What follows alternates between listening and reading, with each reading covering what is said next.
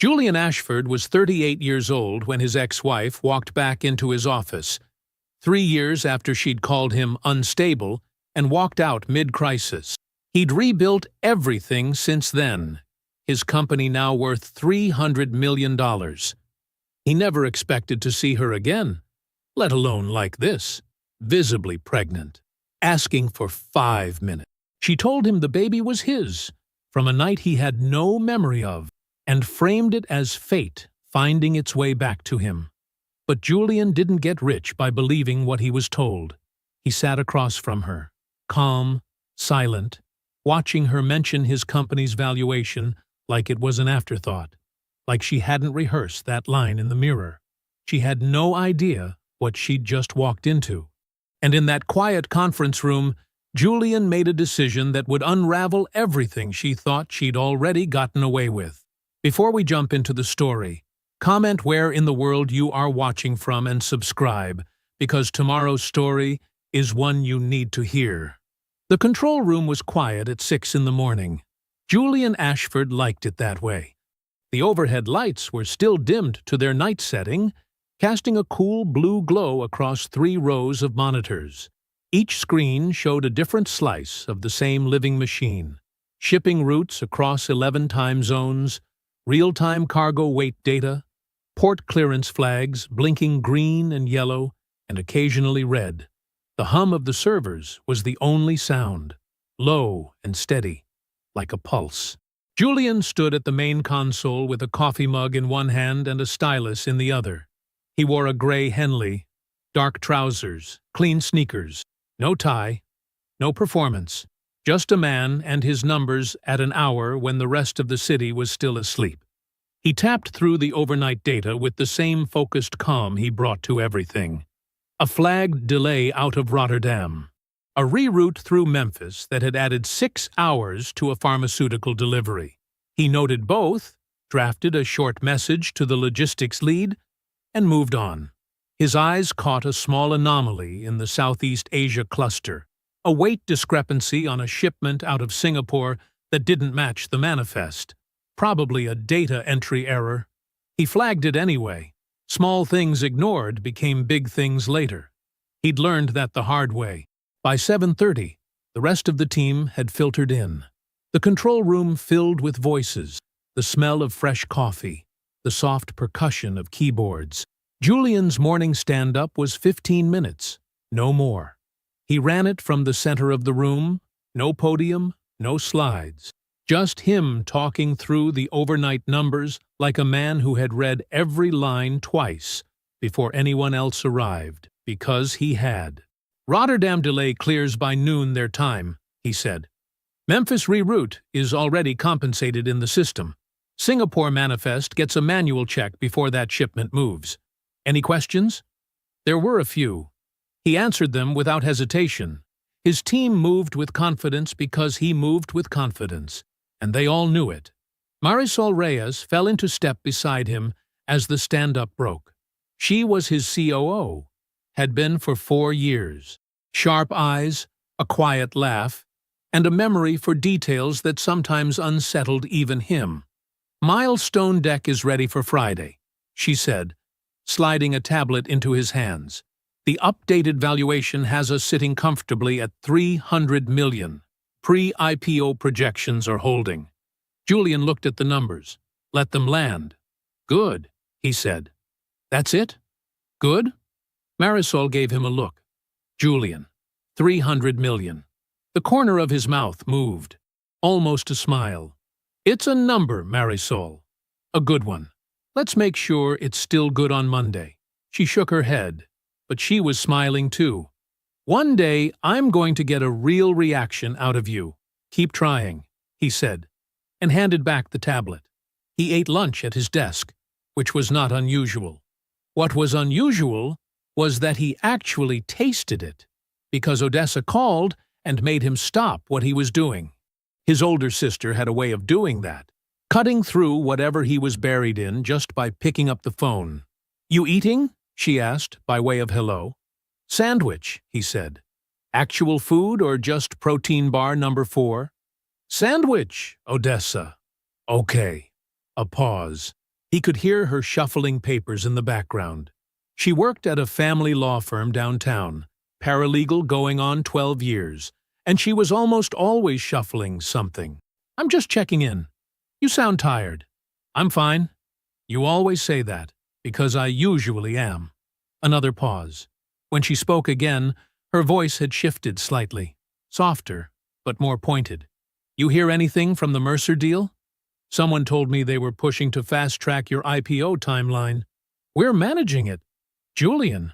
She said his name like she was setting something down carefully.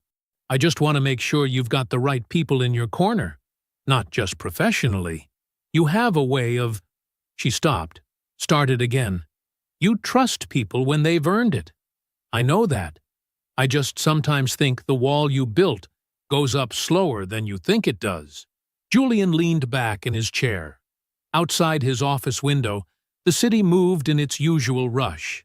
Cabs, pedestrians, the gray shimmer of an overcast November sky. "I appreciate that," he said. And he meant it. "Okay," Odessa said. "Good. Go eat your sandwich." He did. At 4:15, his assistant Marcus appeared in the doorway. The young man had a careful expression, the kind people wear when they're not sure how their news will land. "Mr. Ashford, there's a woman in the lobby." A short pause. "She doesn't have an appointment. She said to tell you her name is Ivy. She's asking for 5 minutes." Julian didn't move. He set down his pen slowly, the way a person does when they need a second to make sure their hands stay steady. He hadn't heard that name in 3 years. He looked up at Marcus. "What does she look like?" Marcus hesitated. He cleared his throat. "She's visibly pregnant, sir." The room didn't change. The monitors still glowed. The servers still hummed. Julian's face stayed exactly where it was. "Tell her I'll be down in 5 minutes," he said. Julian took the elevator down. He didn't rush. He straightened his Henley in the reflection of the polished metal doors, not out of vanity, but out of habit. Composure was a choice. He made it every morning, and he made it again now. The lobby of Ashford Logistics was all clean lines and warm wood. A few low chairs, a receptionist desk, glass walls that looked out onto the street. Julian saw her before she saw him. Ivy was standing near the windows with one hand resting lightly on her round belly. She wore a cream-colored coat, her dark hair pulled back, her posture careful and deliberate. She looked the same as he remembered in the ways that mattered. Put together, polished, performing. 3 years hadn't changed that. She turned when she heard the elevator open. "Julian," she said. Her voice was warm. Practiced warm. "Ivy." He said it flat. Not cold, just empty of the thing she was fishing for. "Come with me." He put her in conference room B. Not his office, not the main boardroom. A neutral room with a round table, 4 chairs, and a glass of water he had Marcus bring before excusing the young man entirely. Julian sat across from her, hands resting loosely on the table, and waited. He had learned a long time ago that silence was a tool. Most people couldn't stand it. They filled it. Ivy filled it. "I know this is a shock," she said. "I know the last thing you expected was to see me walk through that door. And I know we didn't end things perfectly. Why are you here, Ivy?" It wasn't a question. It was a direction. She took a breath. Her hands moved to her belly again. That same deliberate touch. "The baby is yours, Julian." The room was very quiet.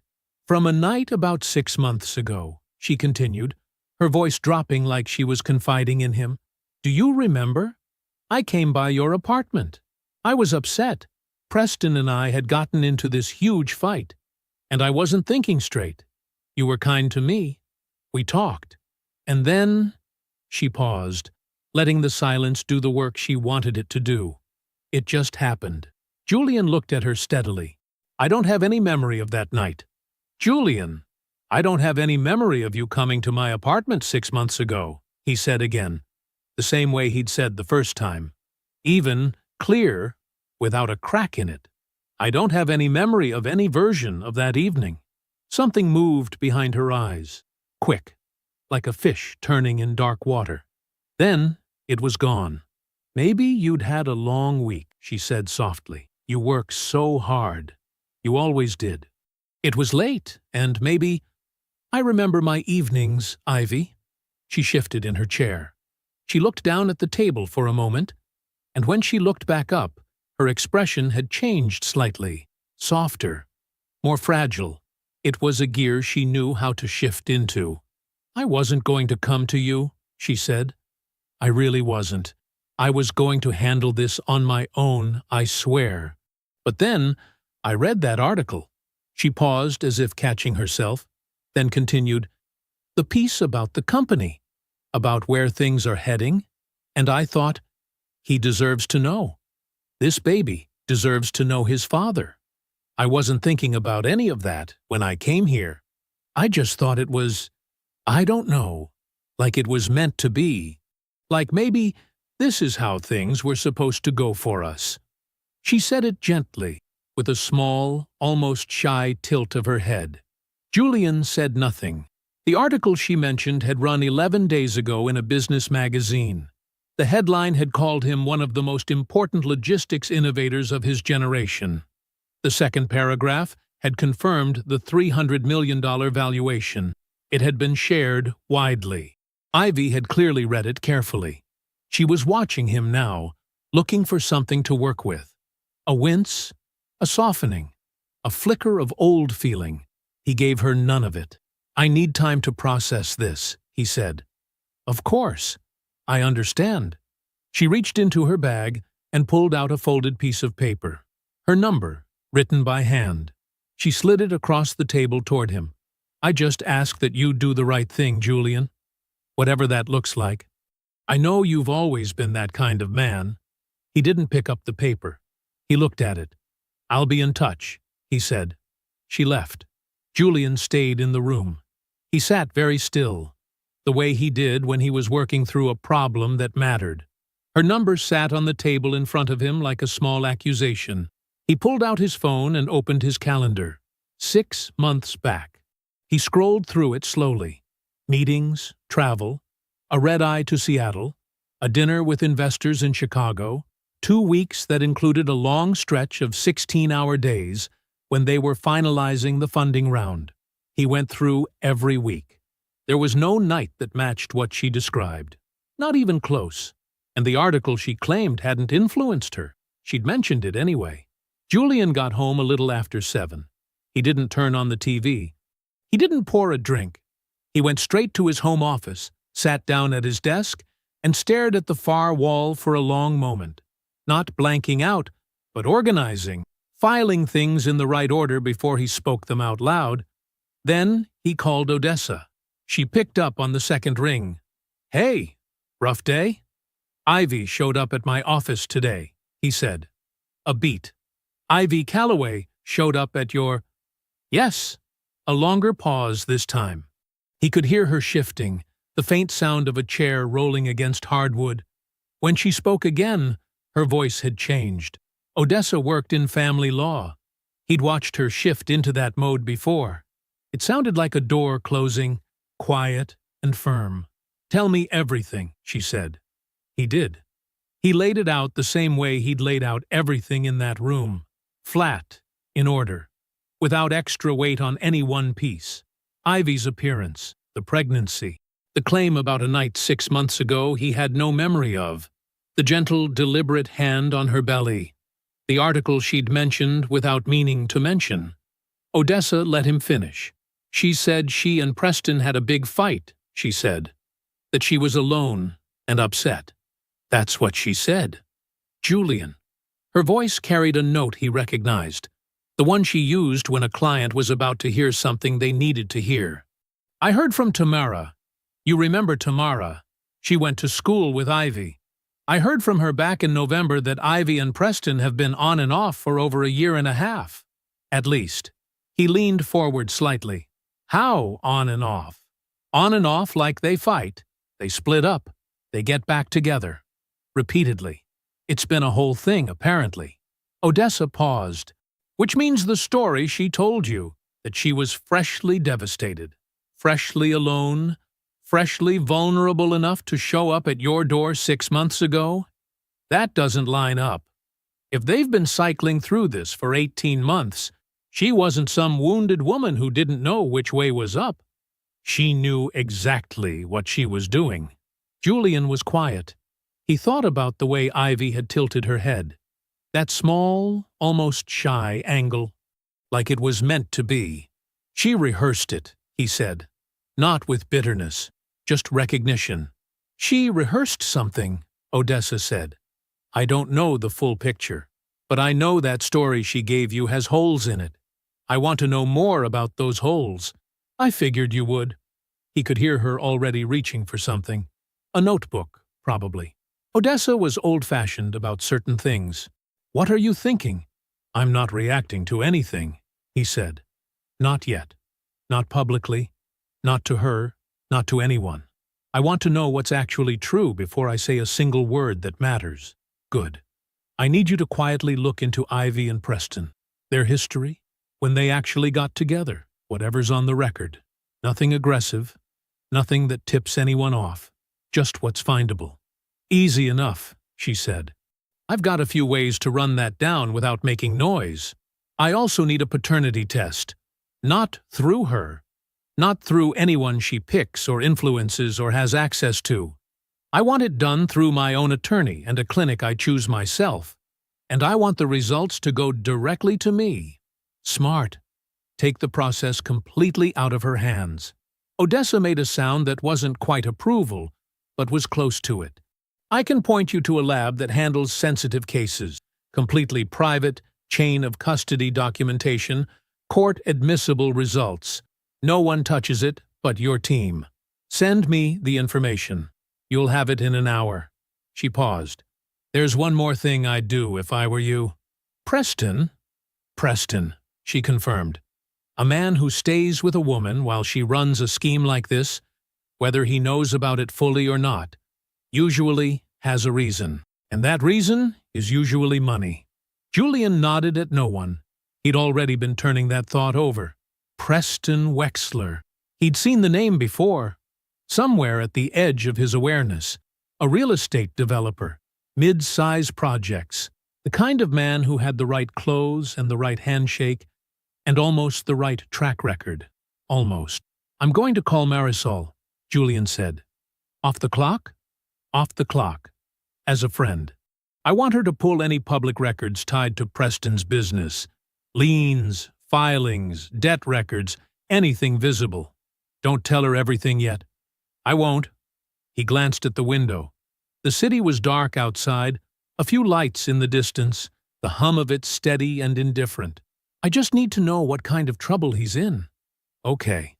Odessa's voice softened slightly, just at the edges. Julian. Are you all right? He considered the question honestly. Yeah, he said. I'm clear. He called Marisol after they hung up. Kept it brief. Public records on Preston Wexler. Real estate filings. Any court records. Anything accessible. She asked no questions. She said she'd have something for him by morning. After he ended the call, Julian set his phone down on the desk. He looked at it for a moment. Ivy had walked into his building today thinking she knew who she was dealing with, thinking she'd be met with panic or guilt or the soft weight of old feeling. She had no idea what she'd walked into. 2 days passed. Julian spent both of them working. He reviewed contracts. He sat in meetings.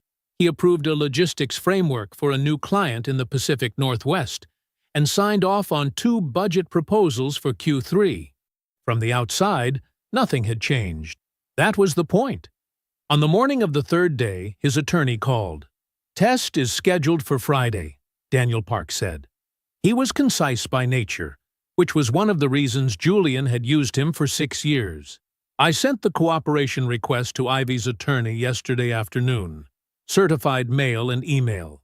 They have 7 business days to respond formally, but I flagged it as time-sensitive given the nature of the claim. She'll cooperate, Julian said. She needs the test to look legitimate. That's what I assumed. A brief pause. There's something else. I received a document from her attorney this morning. Julian waited. A formal support demand letter, Daniel said. Structured, detailed, and drafted with a level of specificity that takes time. Legal time. Another pause, smaller. Julian, the test hasn't been run yet. There are no results. There is no established paternity. And yet this letter is written as though all of that is already settled. Julian sat back in his chair. How long would something like that take to draft? With a good attorney? A week, minimum. For something this detailed? Probably 2. He looked at the window. So she had this drafted before she came to my office. That's what the timeline suggests, Daniel said. She walked in, made the claim, and the support letter was ready to send before you could even request a test. Julian didn't say anything for a moment. He wasn't surprised. He was something else, a kind of cold, precise recognition. He'd felt it before. Not with Ivy specifically, with a vendor who'd tried to overbill him years ago, with a partner who'd tried to undermine a deal while smiling at his face. The feeling of watching the shape of a lie come into focus. Don't engage with the letter's substance, Julian said. Not one line. Send back a single response. We acknowledge receipt, and we will address all matters once the paternity test results are available and verified. Nothing more. Understood. If they push back? Same response, repeated verbatim, Daniel said, and Julian could hear the slight satisfaction in his voice. I'll have it out this afternoon. Marisol came by at noon. She didn't email the records. She printed them and brought them in a plain manila folder, setting it on the table in Julian's office with the quiet efficiency she brought to everything. She sat across from him while he read. The file on Preston Wexler was not short. 3 liens filed against his primary development, LLC, all within the last 8 months. A mixed-use project in the west side of the city, 42 units, commercial ground floor, had stalled out mid-construction. The contractor had walked. 2 investors had filed civil complaints. The whole thing had frozen in place, like a stopped clock, and Preston's name was on every filing. Julian turned a page. Another lien. A smaller one, personal this time, tied to a property in Preston's own name. What's the total estimated debt exposure? Julian asked. Based on what's public? Marisol folded her hands on the table. Somewhere between 2.3 and 2.8 million. There could be more that hasn't surfaced yet. Julian set the folder down. He looked at the dates.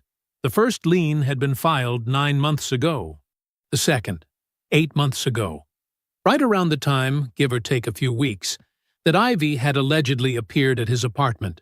Vulnerable. Alone. Just needing to see him. 9 months ago, his development deal starts collapsing, Julian said. 8 months ago, the liens start stacking up. 6 months ago, Ivy shows up at my door. Marisol didn't respond right away. She didn't need to. The sequence spoke for itself. She wasn't running from a fight with him, Julian said quietly. She was running toward a solution. He called Odessa that evening. She already knew about the support letter. He'd sent her a summary earlier. She'd used one specific word in her reply text. Brazen. She had that drafted in advance, Odessa said. Which means she was confident. Not hopeful. Confident. She expected you to take the claim at face value and start negotiating. She's used to it working, Julian said. Confidence reads as credibility to most people. Not to you. No. He glanced at the open folder on his desk. Preston's liens still fanned out across it. Odessa, I keep coming back to one thing. She left 3 years ago. She gave me a reason, but I never really looked at the timing. I was in the middle of everything with the company. He stopped. Chose a different word. I accepted it. A beat. Pull the original divorce filing, he said. From 3 years ago. I want the actual date she filed, and I want to know what was happening with the company that same week.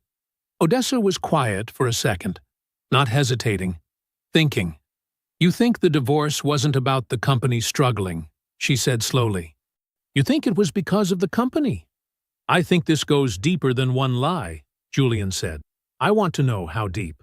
Odessa arrived on a Saturday morning with a canvas tote bag over one shoulder and 2 coffees from the place on Mercer Street that Julian liked. She set both cups on his kitchen counter, pulled out a thick stack of papers from the bag, and laid them flat on the dining table without saying much. That was how she operated when something mattered. Less talk first. Documents first. Julian sat down across from her. The top sheet was the divorce filing, the original. Date-stamped by the county clerk's office 3 years ago, the ink faded slightly at the edges from being photocopied more than once. His name was printed there in plain black type. Respondent, Julian Marcus Ashford. He'd seen this document before, years ago, when it was still a fresh wound. Looking at it now felt different, quieter, like examining a scar. "What's the date?" he asked, even though he could read it himself. "March 14th, Odessa said. 3 years ago." Julian nodded slowly. He already knew what had happened that March. He didn't need to look it up. It was one of those stretches of time that had burned itself into his memory, whether he wanted it there or not. "The week before she filed," he said, "I had a call with our Series B lead. Internal only. The numbers were finally starting to move in the right direction. Nobody outside the core team knew yet." Odessa tapped a second sheet. "Keep reading." The next pages were printouts of text messages. They'd been obtained through a subpoena Julian's attorney had filed as part of the paternity dispute. A standard move in cases where a party's prior conduct and credibility were relevant. The texts were between Ivy and a woman named Chloe Marsh. Julian recognized the name. They'd been close friends in college. He read. The first message that stopped him was dated 2 weeks before the divorce filing. Ivy to Chloe. "I'm not doing this anymore. I've been patient, but I'm not going down with his ship." Chloe had written back, "Are you sure? You've been saying this for months." Ivy, "I'm sure.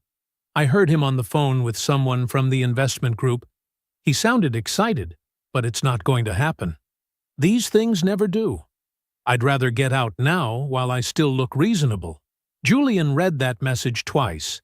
He set the page down on the table. He picked up his coffee. He took a slow sip. Outside the dining room window, the street was quiet. A neighbor's sprinkler clicked on somewhere down the block. "She overheard the Series B call," he said. "That's what it looks like," Odessa said. "And she decided it wouldn't work out." "She was certain," Odessa said. "That's the word she uses. I'd rather get out now. Not I'm afraid, not I don't know if he can do this. She made a decision based on a prediction." Then, the prediction was wrong. Julian looked at the next message. It was dated 4 days before the filing. Ivy to Chloe. "He's going to be fine on his own. He always lands on his feet. This isn't me abandoning him. I'm just protecting myself." And then, 3 months later, after the Series B closed, after the first real press hit the business pages, a single message from Ivy that read like something she'd typed and deleted and retyped until the anger went flat. "You see that piece about Julian's company? Unbelievable. Chloe, are you okay?" Ivy hadn't responded to that one. Julian let the pages settle on the table. He didn't feel the way he might have expected to feel. Not crushed. Not furious. There was something smaller than anger moving through him. Something more like the feeling of finally understanding a question that had been sitting in the back of his mind for 3 years. Why had she really left? He'd told himself it was fear. He'd almost made peace with that. Fear was human. Fear made sense. But this wasn't fear. "She wasn't afraid I'd fail," Julian said. "She was certain I would. And when I didn't..." He stopped, thought about how to say it. "She couldn't forgive me for it." "No," Odessa agreed. "She couldn't." She folded her hands around her own cup. "And that's what this is now, Julian. It's not desperation. It's not some confused moment where things got complicated. She has a pattern. She calculates what benefits her. She moves toward it. And when it doesn't pay out, she recalibrates and tries again." She paused. The paternity claim isn't an accident. It's the next move. Julian looked at his sister. She wasn't saying anything he hadn't already suspected, but hearing it laid out that plainly, with paper on the table to back it up, made the shape of it undeniable. He wasn't angry. He was resolved. Those were two different things, and he'd learned a long time ago to tell them apart. "The test results," he said. Daniel said, "Any day now." "I know. Whatever they say." Julian looked back at the documents spread across the table. The filing, the texts, the dates, the pattern, assembled piece by piece until it held together like a structure you could walk around and examine from every side. "Whatever they say, I'm not just denying one claim. I'm going to put all of this on the table. The divorce, the debt, the demand letter she had drafted before she even walked into my office."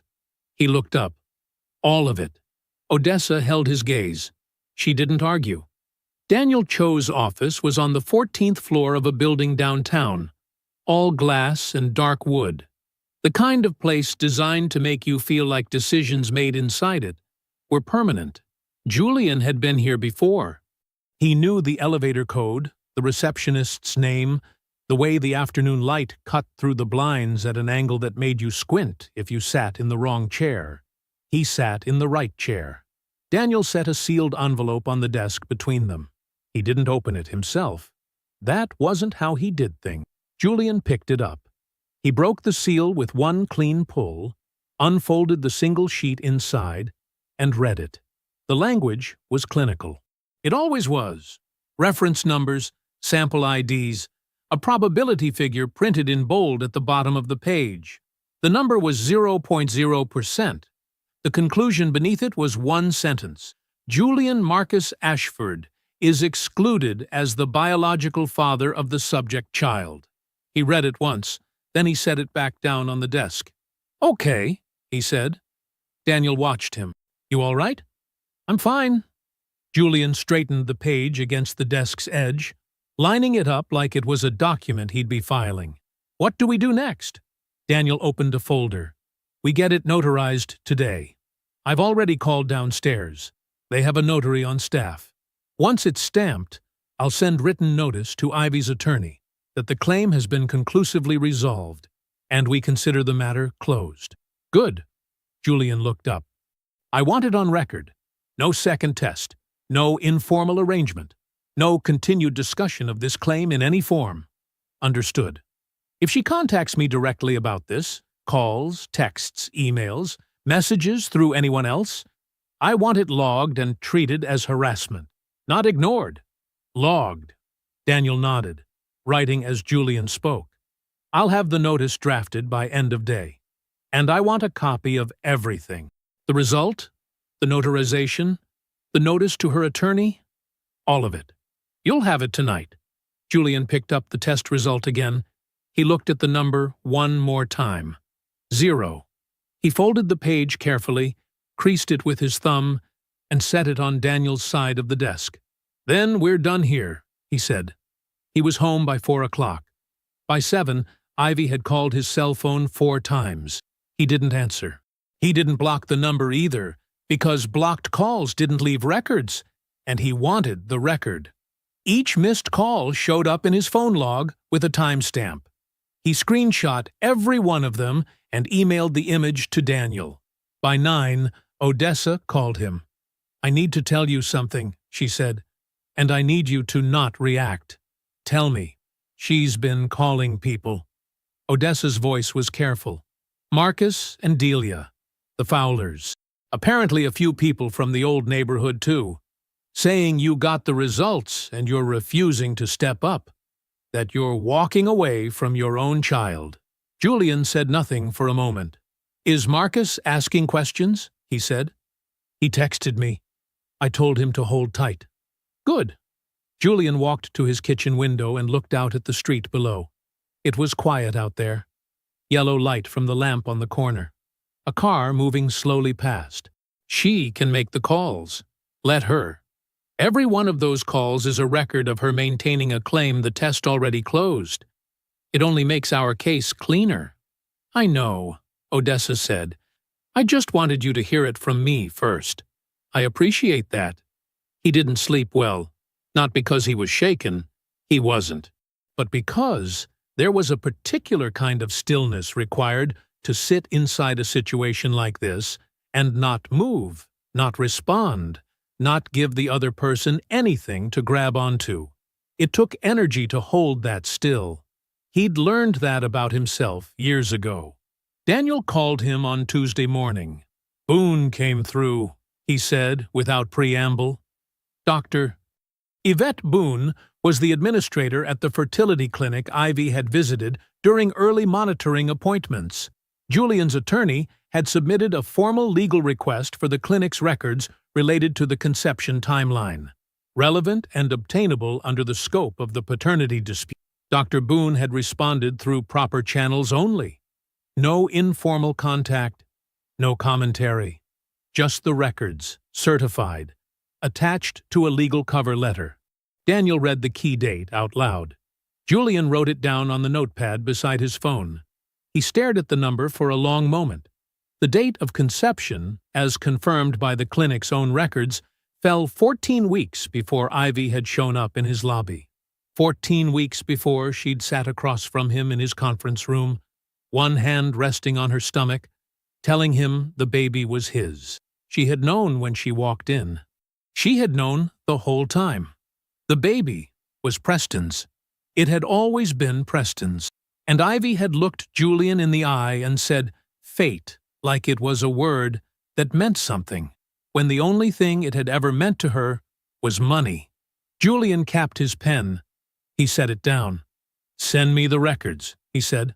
"I'll be in touch." The conference table in Daniel's office was long enough to seat 12. That morning, there were 4 of them: Julian, Odessa, Marisol, and Daniel himself. 4 cups of coffee, 1 stack of folders, tabbed and ordered, sitting in the middle of the table like something that had been waiting a long time to be opened. Marisol had driven in from across town before 8. She'd brought a second set of printed records because she didn't trust digital copies in rooms like this. That was the kind of person she was, the kind who thought 2 steps past the obvious. Daniel opened the first folder. "Let's go in order," Julian said. They did. It took 40 minutes to go through everything. Odessa walked them through the divorce records first. The filing date, the texts she'd pulled through the subpoena, the message Ivy had sent to her friend, "Getting out before he drags me down," stamped with a date that landed 3 weeks after Ivy had overheard a private conversation about Julian's upcoming funding round. The round she'd been certain would fall apart. The round that didn't. "She left because she thought you were finished," Odessa said, not for the first time. But saying it here, at a table with documents in front of them, made it land differently. "And she came back because you weren't." Marisol went next. She laid out Preston's financial records across the center of the table, like a hand of cards. Liens filed against 3 of his properties. A failed development deal that had cost him 2 investors and left him exposed on a construction loan he couldn't refinance. The timeline she'd mapped on a single typed page showed the liens filed 8 months ago, right around the time Ivy had allegedly reconciled with Julian. She needed a way out of Preston's mess, Marisol said, and she found one. Daniel took over from there. He walked through the demand letter Ivy's attorney had sent before the paternity test results existed, the precise legal language, the dollar figure attached to it, the date it was filed. She didn't wait for the science, Daniel said, because she was never interested in the science. Then he opened the last folder. Dr. Boone's records, the certified clinic documents, the conception date, 14 weeks before Ivy had walked into Julian's lobby. Everyone at the table already knew the number. They'd each seen it separately. But reading it together, in order, after everything else, it changed the weight of it. It wasn't just a lie. It was a lie she'd built a plan around. A plan with a demand letter and a dollar figure, and a story carefully designed to make Julian feel responsible for something she'd known was never his. Odessa leaned back in her chair. She pressed her fingers to her mouth and looked at the ceiling for a moment. Marisol was quieter. She just looked at the page. "Okay," Julian said. He closed the folder. "I'm not settling. And I'm not making a public statement." Daniel looked at him. "What do you want to do?" "I want one meeting. In person. This office." Julian looked at Daniel directly. "Frame it to Ivy as a closing conversation on the claim. Tell her we have the results and want to resolve things formally, face to face. Make it sound like I'm willing to talk." "And Preston?" Daniel asked. "Invite him separately. Tell him Ivy asked for his presence. Make it routine." Julian's voice was even. "He doesn't know what's in these folders. He doesn't know the timeline. He's been carrying that pregnancy like it was a burden he didn't fully understand. And Ivy's been letting him." Odessa looked at her brother. "You want him in the room when she finds out we have all of it?" "I want both of them in the room," Julian said. "Together. At the same time. So neither one of them gets to walk out of here and control what the other one hears." The room was quiet for a moment. "Once Preston sees that conception date," Marisol said slowly, "he'll know the baby is his." "Yes," Julian said. "And he'll know Ivy knew." "Yes." Marisol nodded once, like a period at the end of a sentence. Daniel picked up his pen. "I'll reach out to both of them today. I can have the meeting set for Thursday or Friday." "Thursday," Julian said. "I'll draft the invitation separately. Different language for each."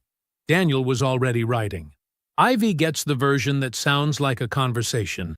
Preston gets the version that sounds like a formality." "Good." Daniel looked up. 3 days. 3 days, Julian said. He spent those 3 days at his desk, not distracted, not anxious.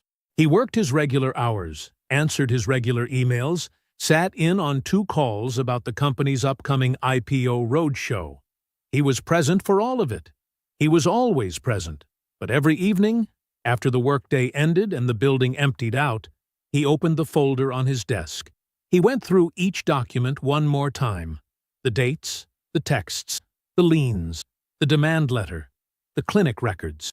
He read them the way he used to read financial projections before a big pitch, looking for the gap, looking for the thing he might have missed. He never found one. By Wednesday night, the case was airtight. Thursday arrived gray and quiet. The conference room on the 14th floor of Daniel's building had no windows to the outside world, just 4 walls, a long table, and the kind of stillness that only existed in rooms designed for hard conversations. 8 chairs, 6 of them filled. Julian sat at one end, Odessa 2 seats to his left. Daniel sat at the head, his folders stacked in front of him, already open. Marisol had stayed back at the office at Julian's request.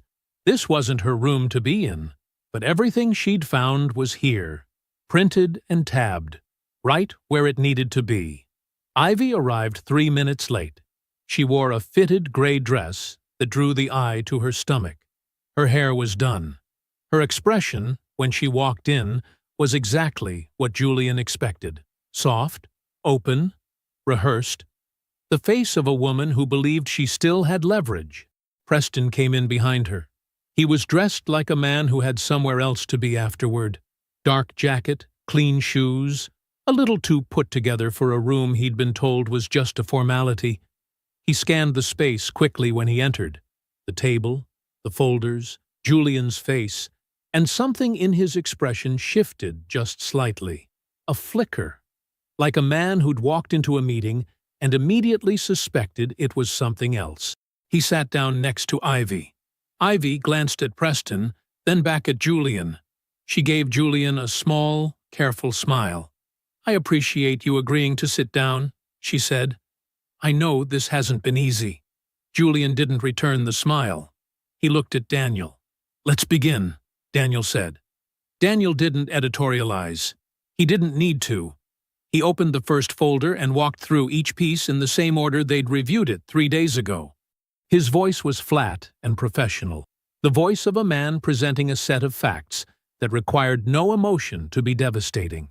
He started with the divorce, the filing date, the texts, The specific message, getting out before he drags me down, and the date attached to it. He slid a copy toward the center of the table. This message was sent 3 weeks after Ms. Calloway overheard a conversation regarding Mr. Ashford's upcoming funding round, Daniel said. A round she believed would fail. The divorce was filed 11 days after this message. Ivy exhaled through her nose. That's completely out of context, she said. I was venting to a friend. That's what people do when they're scared. The record doesn't suggest fear, Daniel said. He said it the way you'd state a temperature. It suggests calculation. He moved to the next folder. Preston's financial records came next. The liens, the failed development, the construction loan. The timeline page Marisol had typed up, mapping debt dates against the date Ivy had allegedly sought Julian out. Daniel placed it on the table and left it there. Preston's jaw tightened. He looked at the page, but said nothing. Ms. Calloway approached Mr. Ashford approximately 8 months after these liens were filed, Daniel said. Mr. Wexler's financial exposure at that point was significant. A successful paternity claim against Mr. Ashford would have resolved a substantial portion of that pressure. I had nothing to do with Preston's finances, Ivy said.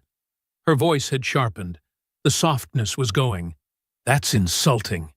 That's an outright... The demand letter, Daniel said. He opened the next folder and placed a copy in the center of the table. The date was clearly visible at the top. This was filed by your attorney 9 days before the paternity test results were available, Daniel said. It specifies a dollar figure. It requests expedited processing. He paused. You submitted a legal demand for financial support before there was any scientific basis to support the claim. Ivy opened her mouth. Confusion doesn't draft legal documents, Julian said. It was the first time he'd spoken since the meeting started. His voice was calm. It wasn't loud. It didn't need to be. Ivy looked at him. For just a moment, the rehearsed expression slipped. Something colder moved underneath it. Then she recovered. I was under a lot of stress, she said. My attorney got ahead of things. I can't control every... Daniel placed the last folder on the table. Dr. Boone's records, the certified clinic documents. He turned the page so the figures faced the table, and he read the conception date aloud. The room went completely still. Preston turned to look at the page. He read the date once. Then he read it again. He looked up slowly. His eyes went to Ivy. They stayed there. 14 weeks before Ivy had walked into Julian's lobby. The math was simple. The math was brutal. And the math left no version of events where the child belonged to anyone but the man sitting right next to her. Ivy's hand moved to her stomach, reflexive, like a shield. Preston, she started. Don't. His voice came out low and stripped clean. No heat in it. Just a man who had suddenly, completely understood something he hadn't let himself look at before. Don't explain it. He stared at her for another moment. Then he pushed back his chair. He stood up. He picked up his jacket from the back of the seat, folded it over his arm, and looked at Ivy one last time. We're done, he said. And he walked out. Preston Wexler's name appeared in 3 industry newsletters. Not because anyone ran a story about him. Not because Julian called anyone. The financial records Daniel's office had formally submitted as part of the paternity dispute were public record the moment they entered the legal process. That was how it worked. That was how it had always worked. The documents existed. People who needed to see them eventually did. The first call came to Preston's investors on a Tuesday. Not from Julian. Not from Daniel. From a title company doing routine due diligence on one of Preston's active development deals, a mixed-use project in the Northern Corridor that 2 private equity partners had been quietly funding for 8 months. The title company pulled the liens as part of their process. They saw the dates. They saw the amounts. They saw how close to the surface the water already was. By Thursday, both partners had suspended their commitments pending review. The second deal collapsed faster. A commercial lot in a neighboring county, a smaller project, a handshake arrangement with a regional developer who'd worked with Preston twice before. The man called Preston directly. Marisol had pulled those same records weeks ago, and what that developer saw now wasn't new information. It was simply information he could no longer pretend he hadn't seen. "I heard some things," the developer said, according to a source Odessa mentioned offhandedly to Julian over the phone. "I needed to know if they were true." They were. Julian didn't call anyone to confirm them. He didn't need to. Daniel handled the Ivy documentation the way he handled everything. Methodically, without flourish. The demand letter had been sent before the test existed. That was documented. The clinic records established that Ivy had known the conception date before she walked into Julian's lobby. That was documented too. The gap between what she knew and what she claimed formed a clean, unambiguous line, and Daniel followed that line to its legal conclusion. He prepared a factual summary, not a complaint, not a letter written to wound, just a document laying out the sequence of events, the demand letter, the dates, the records, the paternity result. He attached the supporting exhibits the same way he attached everything, numbered, tabbed, in order. Then he sent it to Ivy's employer. Callaway PR, Ivy's boutique firm, was not a large operation. 11 employees. A client list built almost entirely on Ivy's personal relationships and the image she'd spent a decade curating. The firm's founder, a woman named Petra who had known Ivy since graduate school, received the packet on a Wednesday morning. Julian didn't know exactly when Petra read it. He didn't ask. He had no interest in the specifics of that conversation or what Ivy's face looked like when she was called in. What he knew was this. By the following Monday, Ivy's name had been quietly removed from the firm's client-facing page. Her assistant's extension now routed to someone else. The two speaking engagements Ivy had been listed for on a regional communications panel were filled by other speakers. Her income stopped. Her public profile, the carefully maintained thing she had tended for years, went dark. No press release, no public statement, no spectacle, just the absence of her name where it used to be. Odessa called Julian on Wednesday evening. "You doing all right?" she asked. "Yeah," he said. "That's it? Just yeah?" "I'm good, Des." He leaned back in his desk chair and looked out the window. The city was moving the way it always moved in the early evening, slowly at first, then all at once. "I don't feel much about it. I thought I would." "Maybe that's the point. You didn't do any of this to feel something.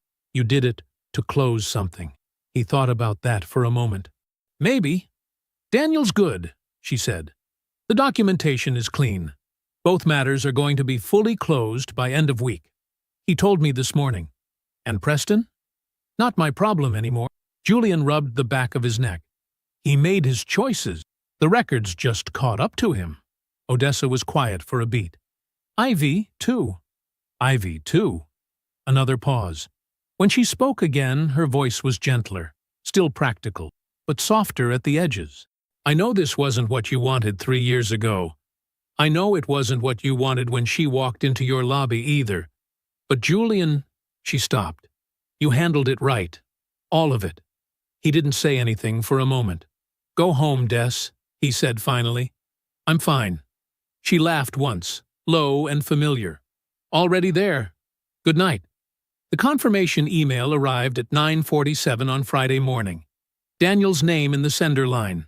4 sentences. Both matters formally documented and closed. No further action required or anticipated. All records retained and on file. Julian read it once. He set his phone face down on the desk and looked at the morning shipping metrics on his screen for a moment. Then he picked the phone back up. He opened his contact. He found Ivy's name. He didn't pause over it. He didn't sit with it or give it a final moment of meaning it hadn't earned. He pressed delete. And then he got back to work. 18 months later, the The new headquarters smelled like fresh paint and possibility. Julian noticed it every morning when he stepped off the elevator onto the 14th floor. The building was a former warehouse in the East District. High ceilings, exposed steel beams, wide windows that caught the early light and spread it across the open floor like something warm and deliberate. His team had picked the space. He'd approved it in under 5 minutes. It was exactly right. The IPO had closed 3 weeks ago. Clean numbers, strong close, the kind of result that made the morning business pages and then quietly settled into permanence, the way real things do. The young man sitting across from Julian's desk was 26 years old and terrified in the way that serious people are terrified, quietly, while still showing up. His name was Marcus Webb. He ran a supply chain analytics startup out of a shared office 2 miles south of here. He'd sent Julian a cold email 6 months ago that was so precisely written, Julian had forwarded it to Marisol with a single line: set up a meeting. The problem isn't the product, Julian said. He set down Marcus's pitch deck and folded his hands on the desk. You know that. Your product works. Marcus nodded.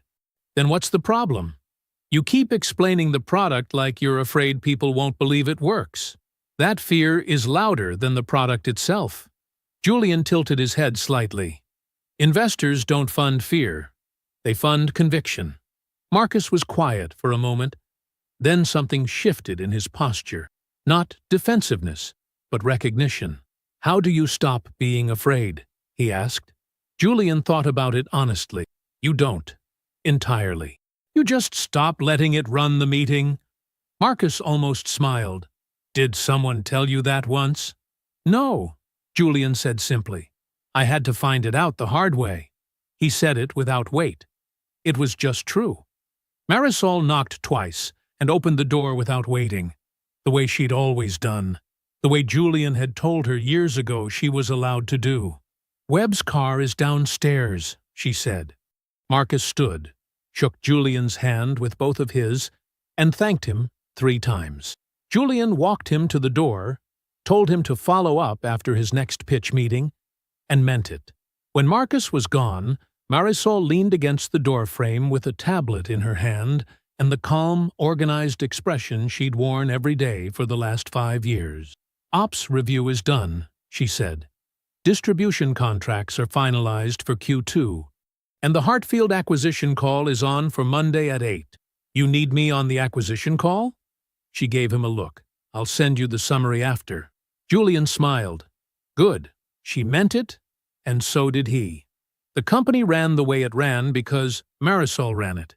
Julian trusted her the way he trusted very few things, completely, and without needing to confirm it every day. Odessa arrived at his apartment at 7 with takeout and a bottle of wine she'd already opened in the car, which she admitted without embarrassment. They ate at the kitchen table the way they always had, plates close, elbows on the table, conversation going in 3 directions at once. They talked about her firm, about a case she couldn't name but described in careful circles. They talked about their mother's garden and a pipe that had burst in her basement and cost more to fix than it had any right to. At some point, the food was gone, and the wine was lower in the bottle, and the conversation slowed into the kind of quiet that only exists between people who have known each other long enough to trust the silence. You never yelled at her, Odessa said. She wasn't looking at him. She was turning her wineglass slowly on the table. Not once, not even when she was calling your friends, saying you'd abandoned her. Julian didn't answer right away. It wouldn't have helped, he said. I know. Odessa looked up. But most people would have. He shrugged. Most people would have signed the letter, too. She nodded once. That was enough. Somewhere across town, Ivy Calloway was closing out a client log for a small regional events company. 3rd-tier work, the kind of job that didn't come with a title that meant anything. She did it carefully and without complaint. She didn't think about Julian. She had learned, slowly, and without any moment of clarity, that thinking about him cost her more than it returned. Preston Wexler was in a smaller office now, 2 rooms on the 4th floor of a building that needed new windows. He was working on one project, a modest one. He showed up every day, answered his own phone, and didn't talk about what had happened unless someone asked directly, which they rarely did. He was rebuilding. It was slow, and it was real, and it was all he had. Neither of them was destroyed. Neither of them was forgiven either. Julian stood at his office window at the end of the day, watching the city fill up with evening light. He thought about Marcus Webb and the fear that runs a room if you let it. He thought about patience, real patience, not the passive kind, but the kind that gathers information and moves precisely and doesn't spend itself on anger it can't afford. That had been the thing. Not his money, not his attorney, not even the documents, as airtight as they were. His patience had protected him. Long before the evidence existed, his patience had kept the door open long enough to find it. He stood there a moment longer. Then he turned from the window, picked up his jacket from the back of his chair, and closed the office door behind him. I hope you enjoyed that one. Be sure to like the video and subscribe so you don't miss the next story. I've picked out 2 more for you that I think you'll really like.